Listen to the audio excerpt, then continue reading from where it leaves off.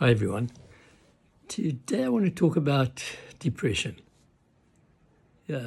Yesterday I was talking to someone and they were telling me about what happened to them. We had been talking about depression together, and he said that about 40 years before he had suddenly a depression. He was working, he was much younger, of course, he was in his 20s or 30s, I think.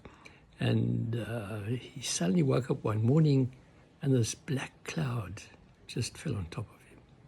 He said there was no underlying cause for it. He had been happy at the time. He had a good job.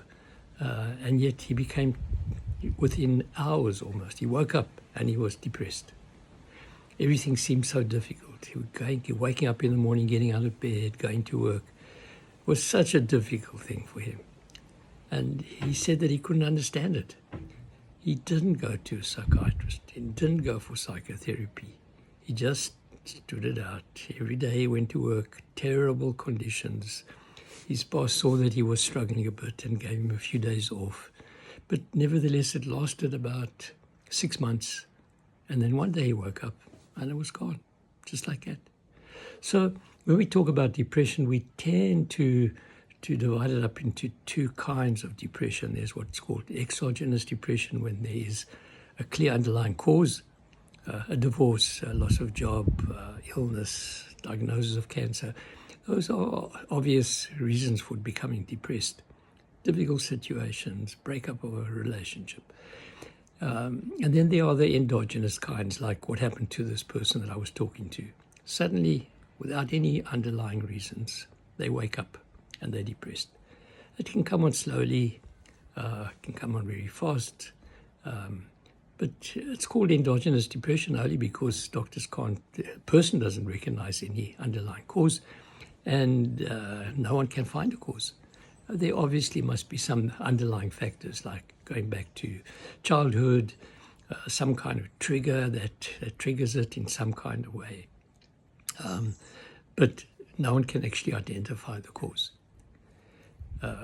So what happens normally under other circumstances, he luckily didn't go for drugs, but if you're depressed and you go to a doctor or a psychiatrist, they will put you onto most likely what's called an SSRI, a serotonin uptake inhibitor. Now, what does a serotonin uptake inhibitor do? Well, somewhere along the way, I'm not quite sure how it happened, but somewhere somebody suggested that our emotional state was due to chemicals, neurotransmitters like serotonin, dopamine, adrenaline, all these other chemicals, that these were the underlying cause of our psychological problem. This was important for psychiatry because up till then, psychiatry didn't really have much to go on. They had no science to it. They didn't understand the emotional nature of people, why people were getting emotionally disturbed. And then suddenly this whole story around neurotransmitters, that serotonin, lack of serotonin, was the cause of depression. Now, the thing is that even now, I think the first serotonin uptake inhibitor was found something like 50 years ago, called Prozac. And ever since then, there have been a whole lot of serotonin uptake inhibitors, but they were all based on the idea that somehow depression was a lack of serotonin. And if you could interfere with the body's what's called uptake of serotonin and increase the level of serotonin in the brain, that people would be happier. There's absolutely no evidence for that. I've often wondered about serotonin in the sense that why does the body make serotonin and then remove it? Because that's what it does do. And that's why these drugs are preventing the body from removing serotonin and in that way causing the serotonin to go up. So the serotonin uptake inhibitor prevents the body from uptaking the serotonin, as it were, and allowing the serotonin to accumulate. Well, that's been interesting for me because why would the body possibly remove serotonin if serotonin made you happy? And yeah, that's interesting, you see. And for a long time, I tried to work it out. Why does the body remove serotonin? Serotonin is happy, the happy chemical. the fact is that we are astonishingly creative human beings. And what the body is doing, in fact, right throughout the body is constantly removing chemicals and eliminating them. Important chemicals that the body might need, it still removes it and eliminates it. And the reason why serotonin is removed is that the body can have a different kind of face, a different emotion. We are creative. We are astonishingly creative. We can be sad and then happy within seconds. We can become happy and then angry in seconds. So the body is constantly cleaning the slate, as it were, so that we can have different kinds of reactions all the time. So the body will remove serotonin and then make some more if it needs to. But it may make dopamine, it may make adrenaline. If you fight or flight and you need to run, the body will get you going very quickly. It doesn't make any difference what your emotion is at that moment. You're going to be in fight-flight mode. So that's the amazing thing about human beings. We have chemicals that are made and removed constantly. And that's why we need, in a way, constant nutrients to revitalize the body's elimination process all the time. The body makes chemicals and eliminates it. And in that process, nutrients are required and all kinds of detox mechanisms are required to remove these chemicals as well. Body is not just a simple bag of chemicals. It's a highly creative process going on with billions of underlying cells there. So that's what happens. So while the idea that if we could increase serotonin, we would make people happy, doesn't work that way, because serotonin's not really, it's just a chemical. You can inject as much serotonin as you want into the body, you don't make people happy. So there's no evidence actually anymore. It was a nice idea. And it certainly got the pharmaceutical companies involved and got them to make these so-called antidepressants. Well, the antidepressants don't make you happy. What they do is they make you bland. That's what they do. So for a lot of people, they prefer to be bland, because bland means that you don't feel reactive anymore to life. Life can just flow, and it doesn't make any damn difference to you because you are bland. And for some people, being bland is better than being depressed.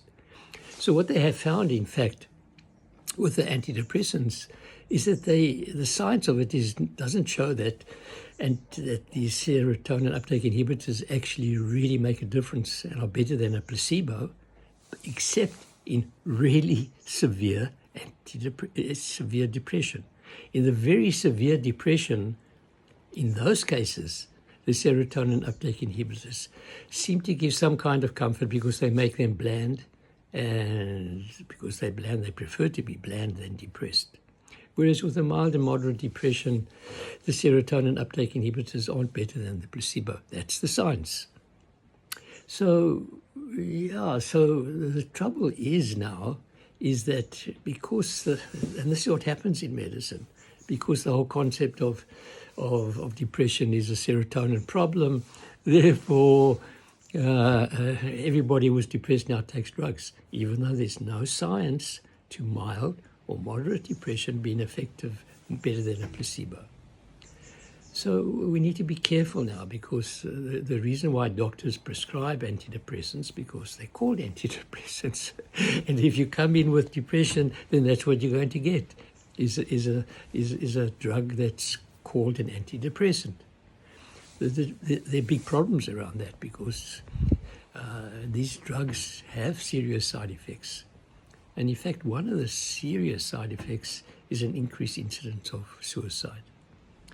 People who take antidepressants have a much higher incidence of suicide, and that's the reason why the FDA in America has put a black box warning on serotonin uptake inhibitors. Black box. That's serious, very serious. So any doctor who's prescribing an antidepressant for a mild or moderate depression and doesn't tell you that it has a black box warning on it, that it's serious and that there's no science to mild or moderate depression being better than a placebo. If a doctor gives a patient like that with mild to moderate depression an antidepressant, that's serious. And that's without warning them. If he gives them the warning and tells them that there's an increased incidence of the depression, of suicide, and that there's no evidence that in science that it actually works, if they still want it, well, that's just a placebo effect then. You might as well give them a placebo. What is a placebo? A placebo is actually not just a sugar-coated tablet. That's a fallacy. The placebo response is the doctor's attitude, the time the doctor spends with the patient, the way he gives them a story that is more promoting for them to move and take responsibility for their life in a certain way. And then a whole range of nutrients which actually do help. Remember, as I say, the body creates these chemicals, and these chemicals create the moods. So it's not that, I should say the chemicals are reflecting the mood of the person. So if we can then use remedies that are supportive to the body's production of chemicals which seem to be useful. So, for example, 5-hydroxytryptophan is the precursor of serotonin. So instead of giving drugs that block serotonin uptake to try and increase serotonin, why not just give the body 5-hydroxytryptophan, which is the precursor of serotonin. L-tyrosine is the precursor of dopamine. So there's, and that's what I tend to use if a person comes into me with depression. That's what I will use. Is 5-hydroxytryptophan together with L-tyrosine in quite high quantities, and that allows the body then to make more serotonin, make more dopamine. Of course, also spend time with the person and talk about the journey that they're on. The journey that they're on is really important as well. So we need to get into more psychological stuff, change the story, make the story creative, go deeper, discover the sense of who you really are. And that's what's the juice there, over there. That's the juice, not just giving a pill. Okay, have a good day.